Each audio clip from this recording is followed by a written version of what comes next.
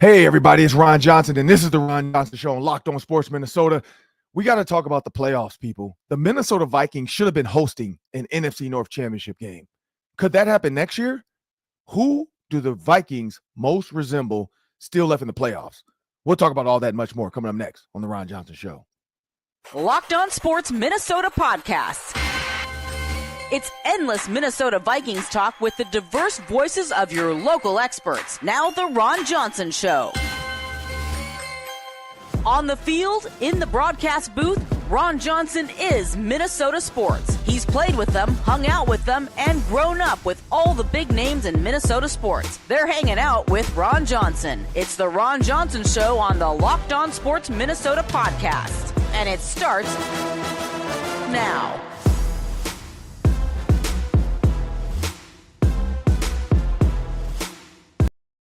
Hey, everybody, it's Ron Johnson, and it's a beautiful Tuesday. Yes, the sun is out. It is beautiful to me. I know a lot of people are home today. Why? Because school in Minnesota has gotten canceled for a lot of schools because it was supposed to be negative 37 wind chill last night, and I think they were like, that is a little dangerous to have the kids all at the bus stop. So for those watching, I want to thank you. I'm also praying for you and your families, as some of you probably don't want to be home with 7 kids or whatever it might be, but you know what? Enjoy the time together because we don't get a lot of it. But I'm Ron Johnson. This is the Ron Johnson Show on Locked On Sports Minnesota. And today's episode is brought to you by FanDuel. From the first whistle to the final drive, FanDuel makes the NFL playoffs even more exciting. Right now, new customers can bet $5. That's it, people, just $5. Bet $5 and you get $300. Three, not two, not $250, $300 in bonus bets if you win your first bet. Just visit FanDuel.com to get started. And you know what? I'm going to be honest with you, people. What's the best thing you could do right now? Maybe put $5 on the Commanders. Go put $5 on the Eagles. You win. But I guarantee, I hate to do it to them. I hate to do it. We're going to talk about this team in a minute.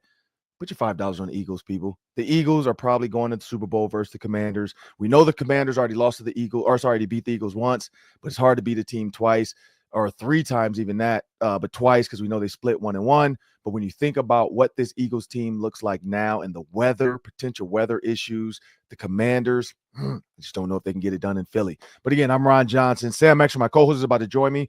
On today's show, we're going to talk about the Minnesota Vikings, of course. We got to talk about the NFC North. It kind of fell apart in the playoffs, but the Vikings potentially have a Commanders-like situation. As I bring Sam into the show, my producer, my co-host, my guy, Sam, you're in my situation. Home, I have 3 kids in the house right now because we decided to have a sleepover tonight. Or last night because no school. So the minute no school was announced and we got a text message. That's the thing. When I was growing up, I had to go to sleep. I had to wake up in the morning and I had to watch the news for the ticker to see like, oh, your school is Oh, yeah. Good times. Watching the draft, watching the NFL draft, and I'm waiting to see who the Vikings drafted. No, that was how we had to figure out your school. And don't let your school start with like a K or a J or an M or an L, because mine was Martin Luther King. So I had to wait, but also if your school starts with an A and they are on the C's, you're like, I missed it. And you got to sit there and wait for them to go through all the letters just to get back to your A's. I wish they were like, just put it on the screen and just leave it up there. These schools have been canceled and just put it up there. Let us scroll through. Oh, yeah, that's us. We're out.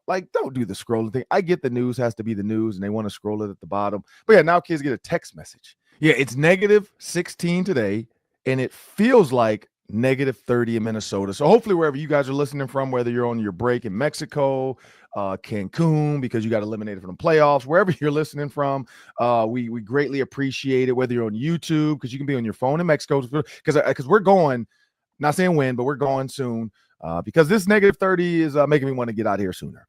But speaking of getting out of here sooner, the Commanders sent the Lions out of there sooner.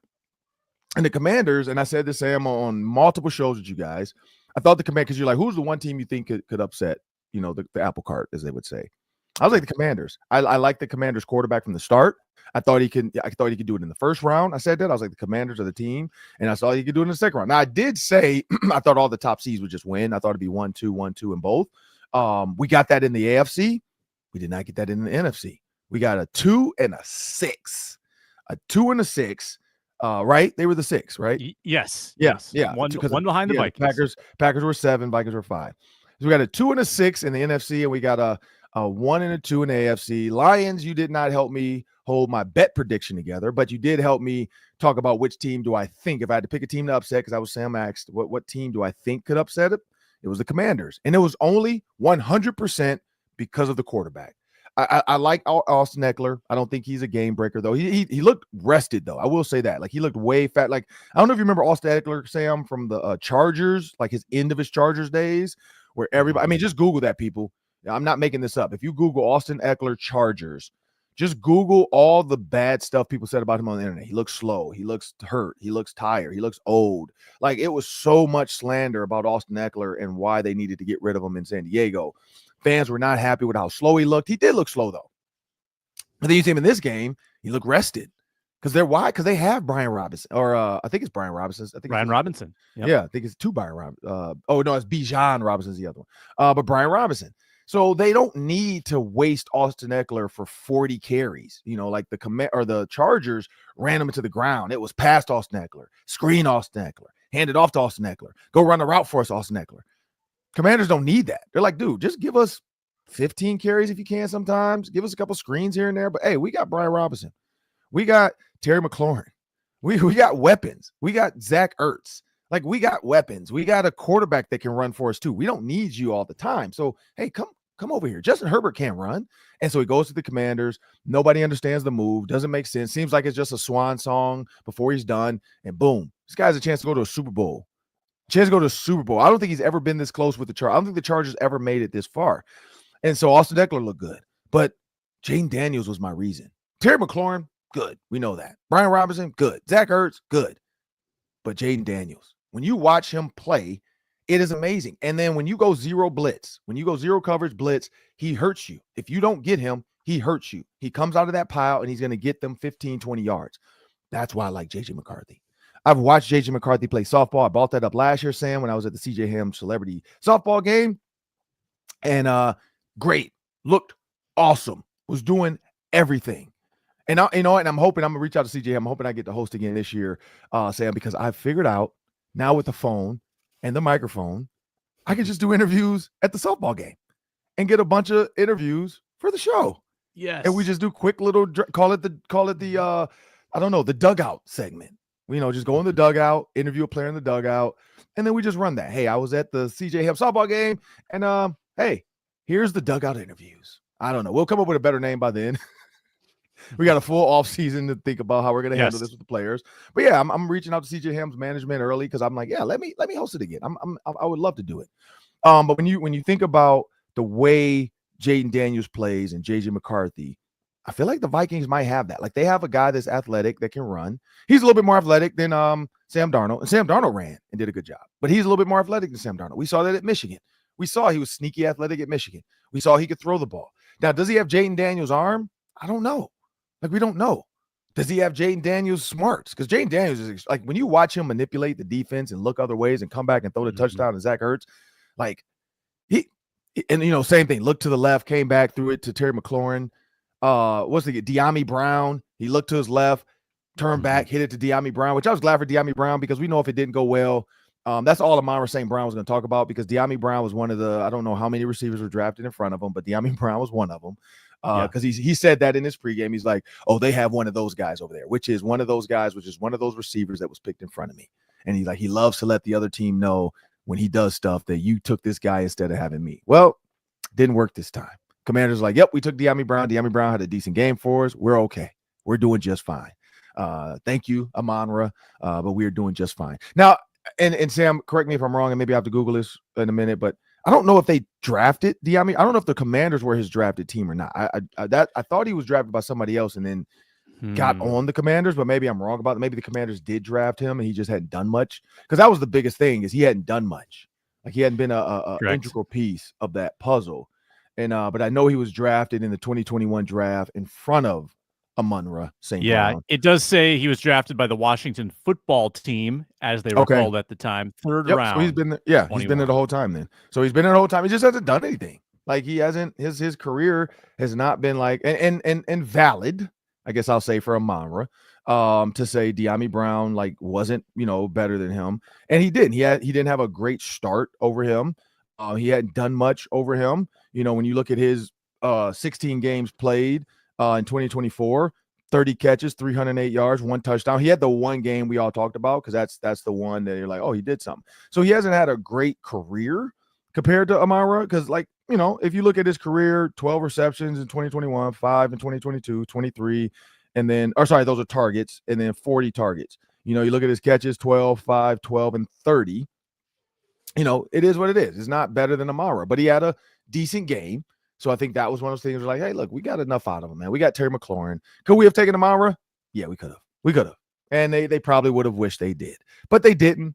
Got to move on, just like this season moves on. So, Sam, when the Minnesota Vikings with J.J. McCarthy, I truly believe, I don't know, like, I'm saying I definitely think they can get in the playoffs.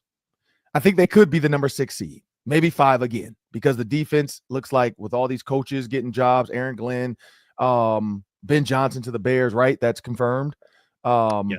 Aaron Glenn to the Saints, I think is confirmed. I'm not sure. I saw the picture of that. I'm not sure if that's confirmed, but I know they said Aaron Glenn to the Saints.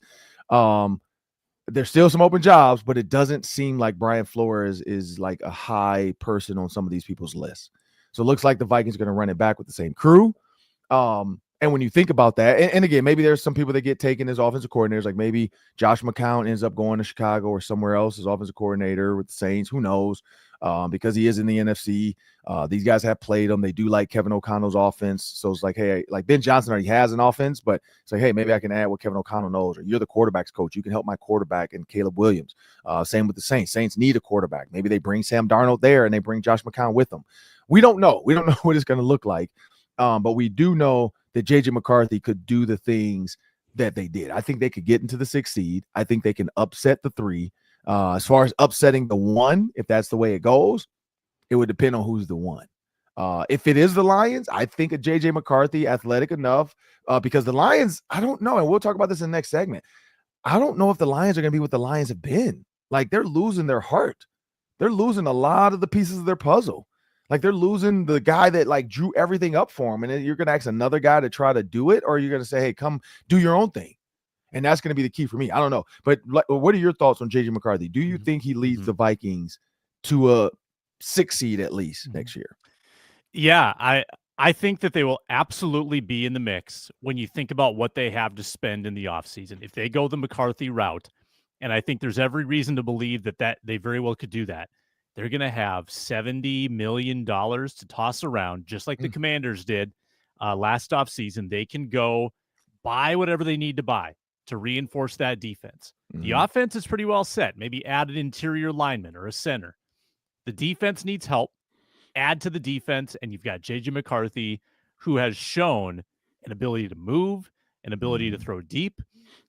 That first preseason game, Ron, people forget how good that arm looked. It was a live arm, as they say, and he's got the mobility. So health is the biggest concern with him. Is he going to be a fragile quarterback? Is he going to injure easily with that mobility? That's always the concern with mobile quarterbacks. But man, I love the prospect of turning the keys over to him. You might take a step back in wins from 14, sure, but I think you'll be in the playoff mix right away. I really do. As long as you have a high-end backup, too, for support to help mentor him through it, I think that it's going to be – I don't think the expectations need to be that much lower. Do you? No, I don't think they do. I mean, honestly, if you look at the team running it back exactly how they are with J.J. McCarthy,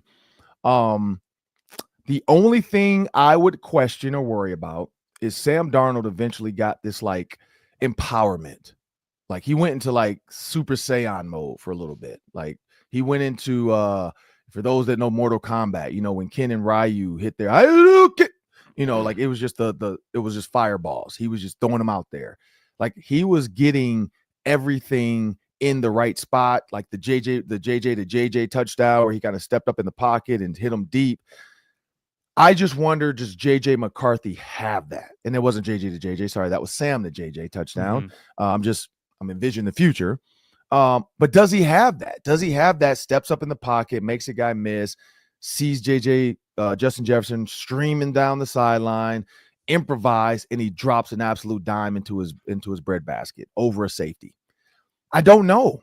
That's the only thing I don't know. Like, I can't downplay how good Sam Darnold played this year. Like as much as people want to hate him, as much as people want to downplay what he did, you can't downplay some of the plays he made.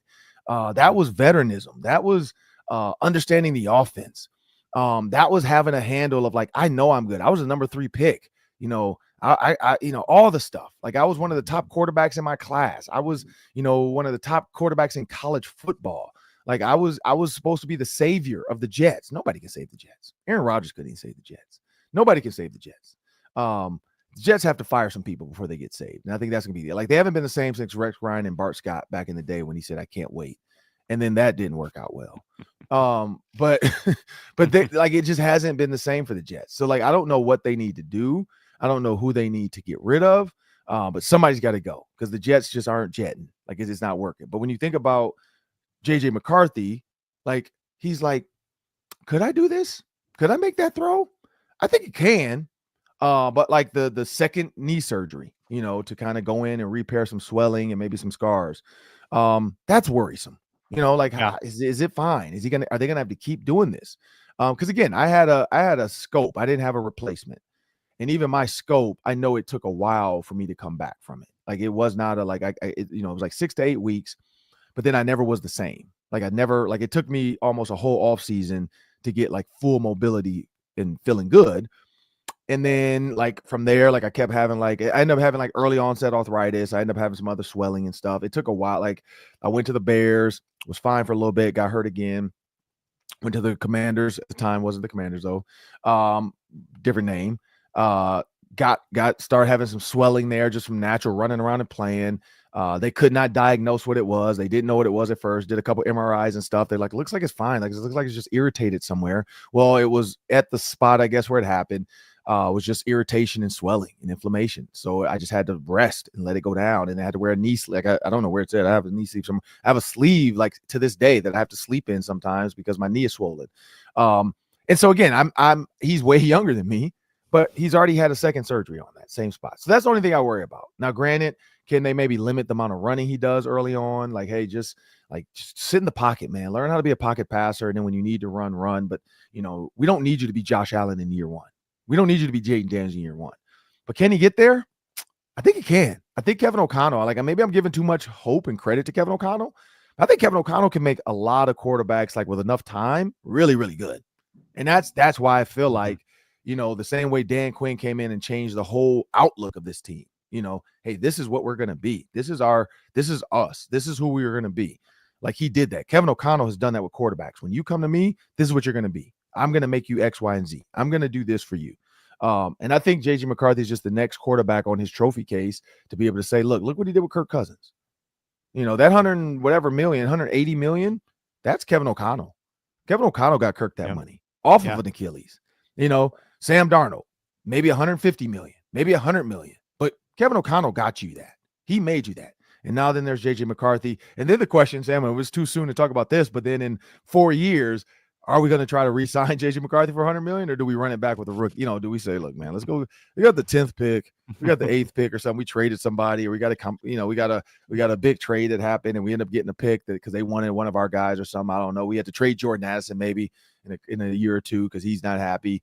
And let's get a first round, kind of like AJ Brown to the Eagles. The Titans get a first round pick. Do we do something like that with Jordan Addison? Maybe too soon to talk about that, but yeah, do we go get a quarterback then again and say, look, instead of re-signing J.J. McCarthy to $100 million because Kevin O'Connell's made him good, let's just have Kevin O'Connell find another project. And then he becomes the project guy. He's SpaceX for quarterbacks. He's gonna tinker around and send them to the moon. And then when they're done, you're in the ocean. And I'm moving on to the next rocket, and I'm gonna line it up and shoot that to the moon. And then the next rocket, I'm not returning these rockets back to their launch pad. No. Give me another quarterback. And so that's what I wonder, like, what Kevin O'Connell do. But Sam, if the Vikings happen, let's just say this. Let's go into the future. Yeah. Just for fun, for the fans, before we get in the next segment, because we're going to talk about the entire NFC. So this is kind of leads into this. When you look at the Minnesota Vikings, if they were to be the 6th seed in the playoffs, and you think about Brian Flores, same defense, maybe they upgraded a cornerback, maybe through the draft or through free agency. Offensive line, Kevin O'Connell already said, guard, center guard. He wants to find some pieces somewhere in there, maybe 2 offensive linemen, and then one of the guys stays. Could be Bradbury stays, he gets 2 guards. Could be Ingram gets plugged back in and he finds a guard center. Maybe Reisner stays and he gets a guard. Brando. I don't know if Brando's the guy though. Brando to me looked very turnstile-ish at guard. But do you think they would have a chance to do what the Giants did from a lower seed and get to the Super Bowl? Like, does it give you that feeling, or does it always feel like the other shoe's going to drop, kicker's going to miss a field goal? Like the Commanders, you mean? I think you said no, like the Vikings. Sorry, if the Vikings were to, like, I'm saying, fast forward to next season, J.J. McCarthy at quarterback, Brian Flores doing all his stuff. Do you feel like this team, the way they're made up, like if there was the pieces that Kevin O'Connell made and changes made, like you said, $70 million to play around with, do they feel cursed, or do you have optimism saying if they're the 6th seed, I think they can do this? Yeah, so you've got now a building track record of losing playoff games with this head coach. Now, the first one, he had the old quarterback, Kirk. This latest one, he had Sammy, who didn't seem to be up for the moment mentally. So now you turn the page to J.J. McCarthy. Is he going to be, good between the ears in that kind of situation? He played in a national championship game for Michigan, right? And I know he wasn't the focal point of that offense by any means. That was running game and defense that they won that on. But in terms of feeling pressure, it doesn't get much bigger than that. So you would hope that he's got the mental wherewithal to be able to handle that. Like, I think if Sam Darnold had played his normal game against Detroit or against LA, I mean, those would have been competitive ball games, both of them.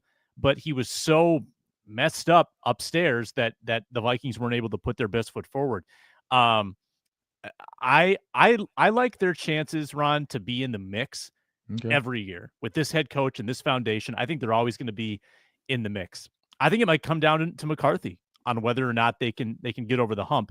And I just don't have the information yet to say that he can definitely do that or definitely not do that. I think it needs to be, we need to see it. I also think of Joe Burrow too. You remember Burrow, his first year, he went down with the knee. He came back next year, led them to a Super Bowl, right? That was his first real year being. So maybe the Bengals, maybe they're the Bengals, not the Commanders. Okay. Yeah. And that was, rookie deal. They got a bunch of defensive pieces and built around him. And they had Chase, right? Chase came in. So that would have been Chase's rookie year, I think, 2021. Because they played the Vikings that year. Yep. Because Burrow came back. Chase was drafted. Yeah. So maybe that's the ultimate hope, is that you're the 21 Bengals. Yeah, because I mean, you're right. Because you would say Jamar Chase could be Justin Jefferson. Can JJ be their quarterback, and Joe Burrow? You look at the other, what was it, Tyler Boyd and what was it, T. Higgins. So is Addison Higgins? Probably. Do we have a Tyler Boyd? Probably not. I haven't seen like Jalen Naylor hasn't stepped up to show me he can carry a game like Tyler Boyd did at that point when they were that trio. Tight end, they didn't really have a tight end, so I guess you could say Hawk could be the boy, the guy. He can carry a game. Offensive line is the question mark. Defense, they had a safety. We have safeties. They had a decent cornerback. We'll see what the Vikings decide to do. The one thing, and you remember this, that interior pass rush for the Bengals was strong. And that's what we'll have to talk about in the next segment, is what does Harrison Phillips, what does Brian Flores get out of the interior? Because we know what he gets out of the exterior. The exterior, those linebackers, beast. Josh Metellus, beast. The interior, sometimes I feel like we don't get enough push like they would with an Aaron Donald. But we'll talk about that and much more coming up next. We're going to talk about the NFC. 0-3 in the playoffs. What happened? Talk about that coming up next after a word from our sponsors. Brought to you today by FanDuel, and a fantastic deal right now in the NFL playoffs. From the first whistle to the final drive, the NFL playoffs can be super exciting. If you're a new customer, you can bet $5 and get $300 in bonus bets if you win your first bet. $300 to keep the action going. FanDuel app, super easy to navigate, super easy to bet before the game, bet during the game with the live lines. Take a look at the future bets, put together a parlay, whatever you want. FanDuel has you covered for the NFL playoffs. Again, bet 5, get 300 when that $5 bet wins. Get started at FanDuel.com or the FanDuel Sportsbook app. Make this playoff season unforgettable with FanDuel, an official sportsbook partner of the NFL. We got to talk about the NFC in the playoffs. So 1 seed. So you assumed you'd have one guy make it to the NFC Championship game. You also had the 5 seed. You had the 7 seed. We had all everything covered. We had the front door and the back door covered, as well as the middle. We were covered for this. We're like, you know what? The NFC is going to represent. We were saying like, oh, the Packers, if they could go upset somebody, and then let's have the Vikings upset the Rams, and then now the Packers got to go play the Lions, and the Vikings got to go to the Eagles, or maybe, which would happen, or could have happened, the Commanders upset somebody. Like it was so much we were hoping for, where if the Commanders did what they did, and the Vikings win, and the Packers could have beat the Eagles. Now you got the Packers going to visit the Lions, and you got the Commanders going to visit the Vikings. That's exactly what we wanted. And then you get the Vikings, and then you get against the Lions, and that's going to decide who goes to the Super Bowl. Everything that, two franchises who haven't seen it in a while. And then they're hoping to get there. Didn't work out, Sam. And I just don't have an answer for it, honestly. Like, I don't know if it was like they got exposed. They read their head. I think so. Here's where I think with this. The Packers just weren't as good as they thought they were. The Vikings, lights got too bright. Like Kevin O'Connell, I'm not going to say it over and over again, but I feel like there were plays that he could have changed up, number count. If you watch Tom Brady, I think Tom Brady actually did a good job. I was listening to Tom Brady do the game, and you listen to Tom Brady do the last game, he talked about the number count. And that's all he kept talking about is number count. And Sam, you know that I'm big on the number count. If you see 4 to the left, 7 to the right, you run left. And the Vikings did that like once or twice, and it worked with Akers on that long run. People, if you go back and watch the Cam Akers long run, just look at the front. There was 4 guys on the left, 7 on the right. Sam Darnold went can, got to the line of scrimmage, did the little helmet thing, boom, handed off to Cam Akers. So I guarantee the kill play was some kind of outside zone left, because he's like, oh, yep, let me run outside zone left because I see 4 guys. Kevin O'Connell told me count 1, 2, 3, 4, 1, 2, 3, 4, 5, 6. Okay, yep, let's run left. Can, kill, and it went left. Then there was times where he killed it and went to the right side. So again, I know the kill is not the coach, it's the quarterback. But I feel like if your quarterback is not great at this, he hasn't been given the power to this for a lot, ever really. I mean, shoot, the Jets probably didn't give him a lot of power.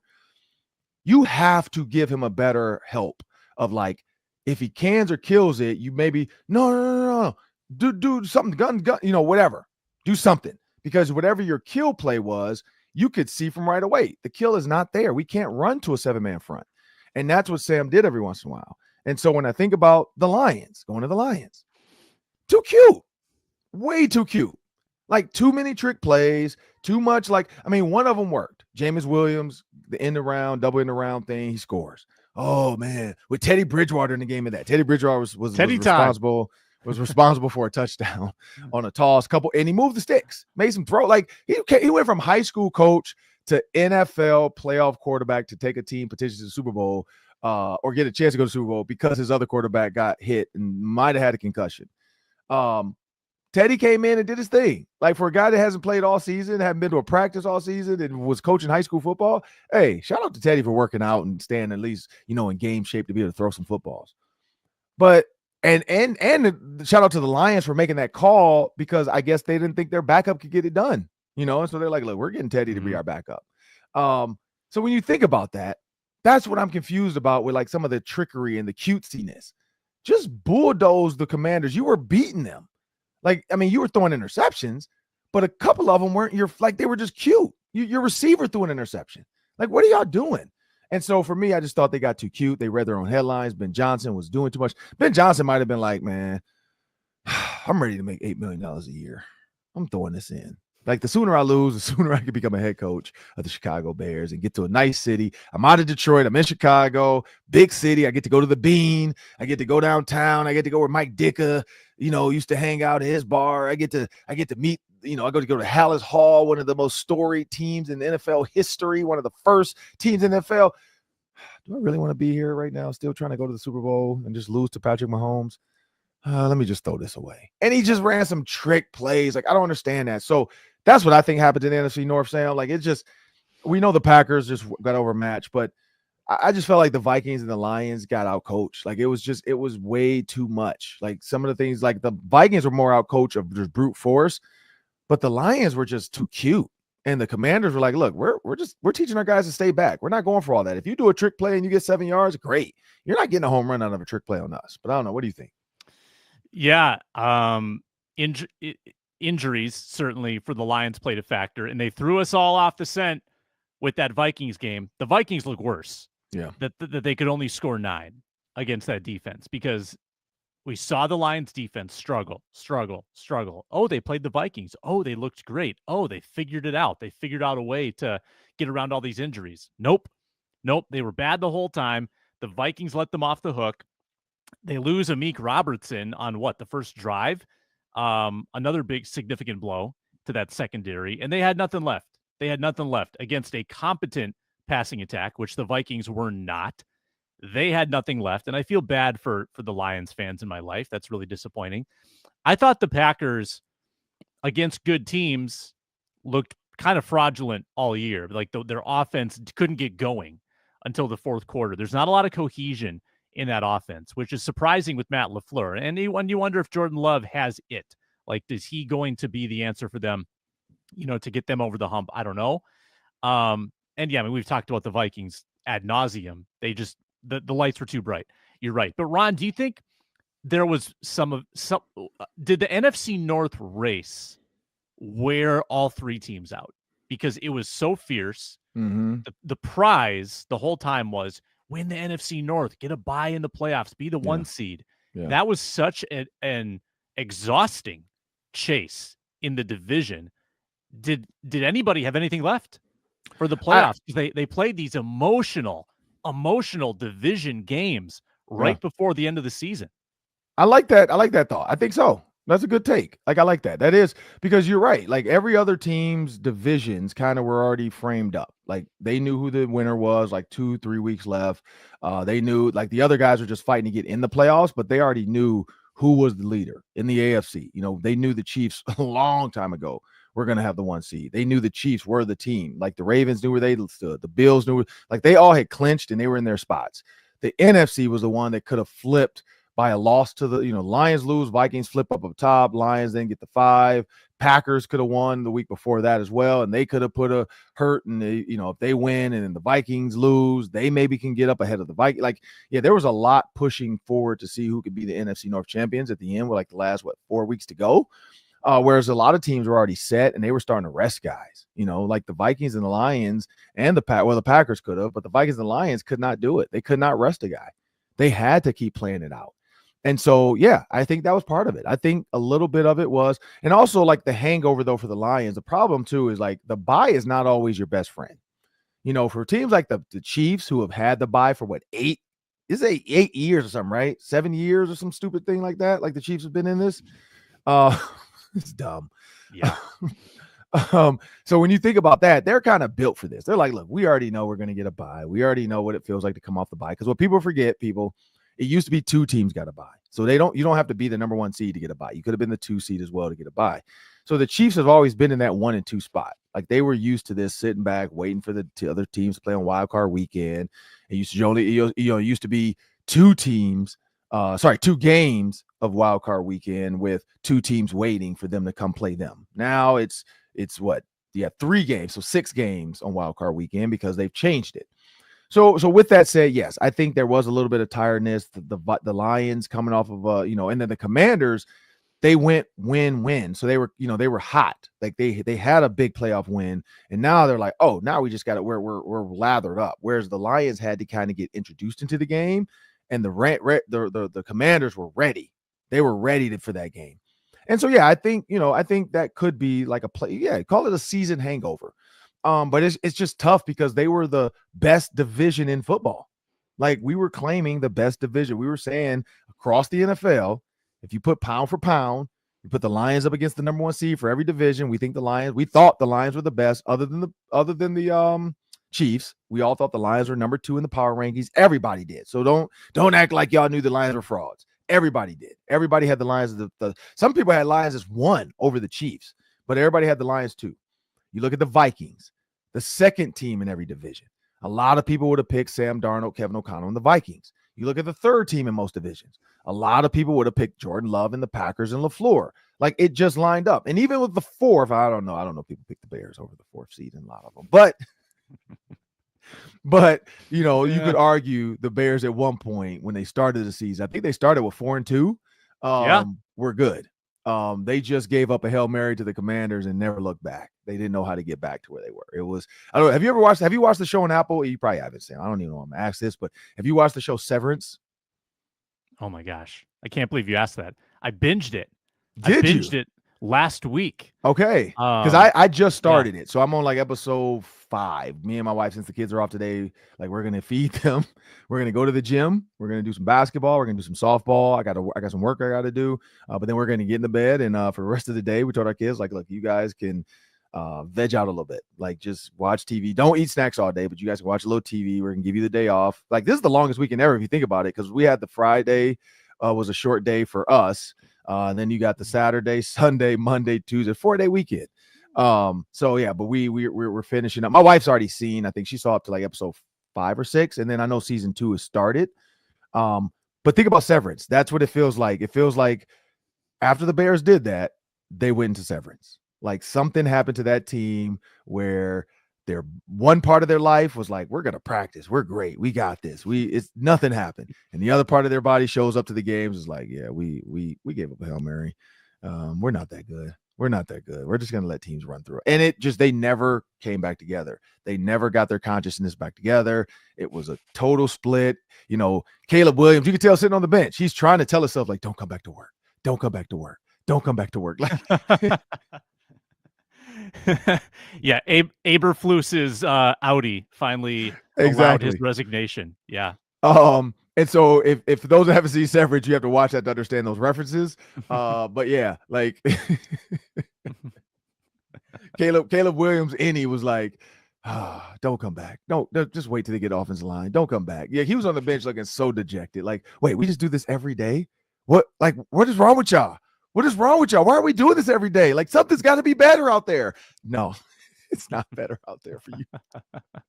Your Audi did not want to be a part of this. They did not want to have to go to work and play these games every day. The Bears are set. That's a great analogy. I'm about to tweet that out today. The Bears are 100% Severance. They separated their consciousness because they could not deal with what they were dealing with at work. And then what was going on at home. I mean, was that this year their defensive coordinator, or was that last year that FBI raided allegedly, when Alan Williams took the leave of absence? Was that last year? I think that was last year. Okay. Yeah. So that wasn't this year. I'm about to say, because, he definitely wanted to separate, personal and work. But anyway, long story short, man, the NFC North let us down. A lot of people were hoping one of the teams, like we just assumed, like everybody was asking me, I'm like, oh yeah, Vikings or the Lions. Vikings or the Lions are going to the Super Bowl. I'm like, it just feels like it. They both looked dominant all season. They were the best 2 teams in the NFL next to the Chiefs. Didn't happen. So now you got either the Commanders, Eagles, which I hope I really want the Commanders, especially the way Doug Williams was out there supporting Jaden Daniels, even though the Eagles have a black quarterback as well, Jalen Hurts. But Jalen Hurts has been, like he got a Super Bowl, right? Jalen Hurts won a Super Bowl. He's made a Super Bowl, but they lost to the Chiefs. That was they lose to the Chiefs. The pass interference call at the end that gave it. But Jason Kelce has a Super Bowl. Who did he win it with?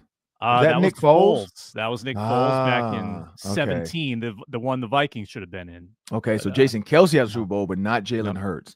So yeah, so either way, Jalen Hurts, Jaden Daniels, I love that side of it. I wanted Lamar Jackson because honestly, people, man, I know it was Martin Luther King Day yesterday, and a lot of people never thought they would have saw this. It could have been 4 black quarterbacks in the championship games, like 4. You would have had Patrick Mahomes, you would have had Lamar Jackson, you have Jaden Daniels, and you have Jalen Hurts. Like that would have been historic.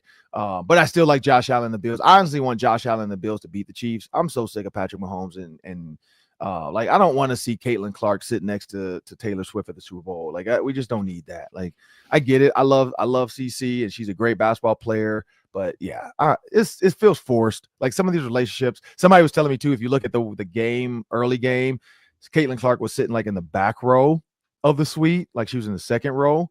And then somebody, like maybe the marketing team or somebody went up there and said, no, CC needs to be in the front right next to Caitlin Clark because State Farm is paying for this.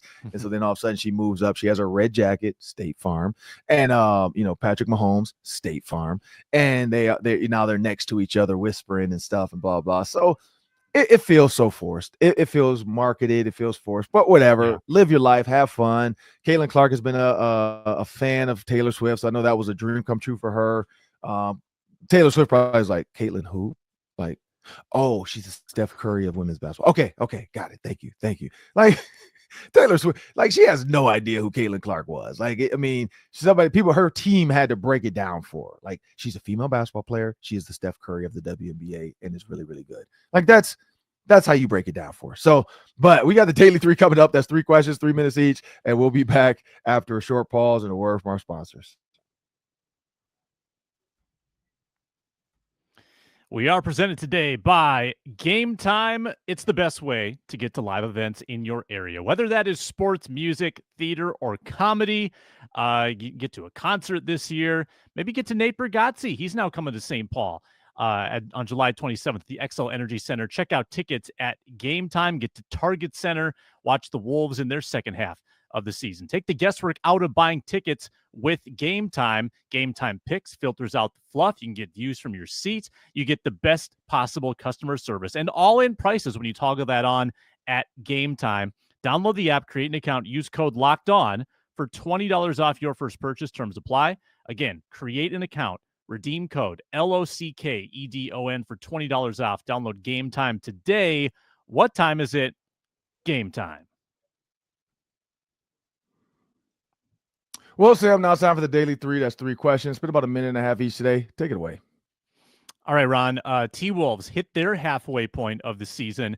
At the time, they were 22-19. Mm-hmm. Since then, they've lost 2 against the Cavs, who were like one of the best 2 teams in the league. But then yesterday, really disappointing loss at Memphis. When you controlled the game, you lost, you let go of the rope down the stretch, and then Edwards with a terrible shot at the buzzer. So they're 22-21. Ron, are you anticipating a better second half for the Wolves, or are things going to continue to slip? Things are continuing to slip. And when I say slip, not bad. Like, they're going to have wins that we're like, oh, wow, look at that game. Look at Anthony Edwards go. Look at Julius Randle finally getting it together. And then we're going to have games like you just saw. Like, what are y'all doing? And as I watch the tweets, as I watch the text messages, people are just like, the Timberwolves are painful to watch sometimes. You know, like, it's like the games I watched. I know there was one on ESPN, was at the Warriors, I think, ESPN. Like, Julius Randle gets it, and he just, like, he thinks he has to go every time. Like, there's no flow to his game. Like, Cat would get it, see if he had a shot. If not, he's dishing it off. Julius Randle, and maybe it's the lefty in him. I know lefties all think that they can handle the rock and, like, they are God's gift to basketball. But he just thinks he can take anybody to the goal. And maybe that's why the Knicks never could get over the hump, because, and it looks like the Knicks might get over the hump with karl-anthony Towns, which is sad, very sad.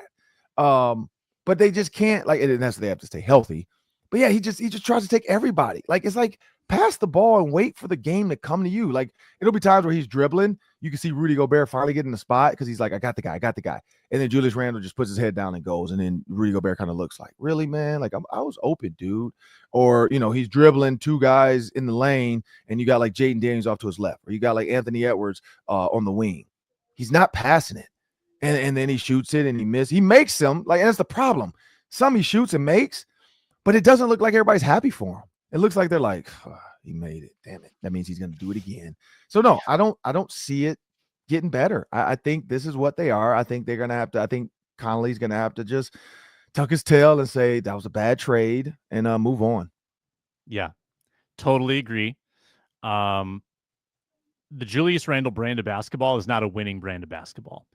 High degree of difficulty on shots. Like, who has ever said taking tough 2-pointers is a good shot in today's NBA? That's all Julius Randle takes. And the 3-point shot's not falling right now either. And he shot them out of that Memphis game yesterday in a lot of ways. So I'm pessimistic as well. DiVincenzo's hurt now. He had been one of the bright spots of late. He's out with a toe injury. Looking bad for the Wolves, who are in a tough stretch right now. They could fall out of the playoff picture entirely in a really tough Western Conference. How about the other basketball team in town? Yeah. Gophers basketball did get a Big Ten win a few days ago, Ron, on a 40-foot buzzer beater by Dawson Garcia. Great moment, but it's been a really sad year at Williams Arena. Do you think that Ben Johnson's job is in jeopardy if the Gophers finish last in the conference or close to it? It was already in jeopardy. Yeah, I think he's going to get fired if they finish last. I think he'll get fired if they don't look improved. Because the biggest issue is nothing to do with the current team. It's the scope of the team and the program. Like, PJ Fleck has a plan. PJ Fleck has a recruiting. Like, he's killing it. Ben Johnson's just not getting the recruits. Like, without Dawson Garcia, could you imagine that team? Dawson Garcia came back to Minnesota because his dad was sick and he wanted to be closer to home. And so he asked for a exemption in the portal because he had already transferred once to North Carolina from Marquette. You can't do it multiple times and not like have a reason. His dad had gotten sick during COVID and he just wanted to be closer to home, and they granted the exemption. Without Dawson Garcia, they are terrible. And that's the problem. Like, they have nothing. They have no 5 stars. They have nothing. They have nothing. They have a bunch of guys they tried to recruit from smaller schools, but they're not getting any. There's no big like PJ's getting 5 and 4 stars, best players in the States. Ben's not getting that. He's not getting the. So I don't know what coach needs to come here. I don't know what name it needs to be. I don't know if it needs to be like a Calipari. I don't know if it needs to be like I don't know. I don't know if it needs to be like a Tubby Smith type name. Like, it needs to be a name. It needs to be a name that parents in the living room can recognize, whether it's a Dookie, like one of the Duke coaches that people know, one of the North Carolina coaches that people know, one of the Kentucky coaches that people like. You got to go get somebody. Like, I would go get a Dookie. Like, I would see, like, man, can I get what's the one, Bobby Hurley? You know, like can I get somebody that people be like, oh, I know? And not only do they know that name rings bells and gets kids to want to come play for them. Like Juwan Howard. You know, I get that Ben Johnson was a former player, but he's not Juwan Howard. You know, and then look at that. Juwan Howard had to go, and look at Michigan. Now they have the players. Juwan Howard got the players in. Now they have a coach that's running the team. I just feel like the Gophers, it's his job's in jeopardy. I don't know. What do you think? Yeah, 100%. There were plenty to be frustrated about with Richard Pitino, but a lot to like about that era compared to what they're going through right now. And Pitino didn't have to deal with the NIL though. I do have to say that. You're right about that. I think he was a good recruiter though, out of state. Yeah. He was able to go in, like most of his recruits actually were out of state. I think Ben Johnson's hope was, I'm going to, lock down Minnesota. In-state. Yeah. I'm going to lock down Minnesota. Pitino was big on New York. Pitino would go out east. Yeah, he actually seemed to avoid Minnesota for whatever reason. He missed a lot of Minnesota guys. But Johnson got Isaac Asima from Cherry, who's been a good one, and Garcia comes home, but not a lot around them, and too many transfers going out, not enough coming in. I mean, the NIL has really hurt them significantly, so I don't see him holding on to that job beyond this year. Maybe it seems like they're giving him the year. I don't know if they make that move mid-season or not. But I guess we'll find out. We still got a couple months to go. Last one, come back to the quarterback conversation. I think there are 2 quarterbacks with the most to lose in this championship round: Jalen Hurts, Josh Allen. They don't have Super Bowls yet. They've gotten close, both of them. Who has more on the line for their legacy between those two, Allen and Hurts?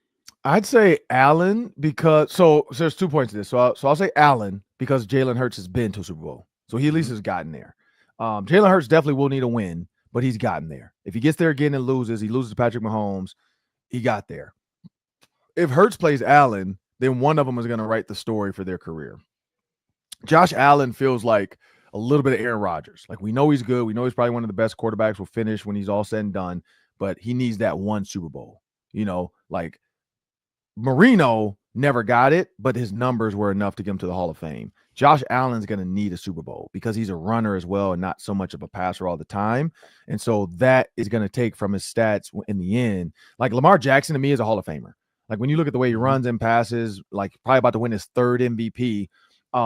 I don't care if he doesn't ever get to a Super Bowl. He's a Hall of Famer. Now, question will be like, will they move the bar and say, well, Super Bowl, the Hall of Fame is about passing, like what is his passes? No, he's an athlete. But between these two, I got to say Allen, just because I feel like Hurts has been there.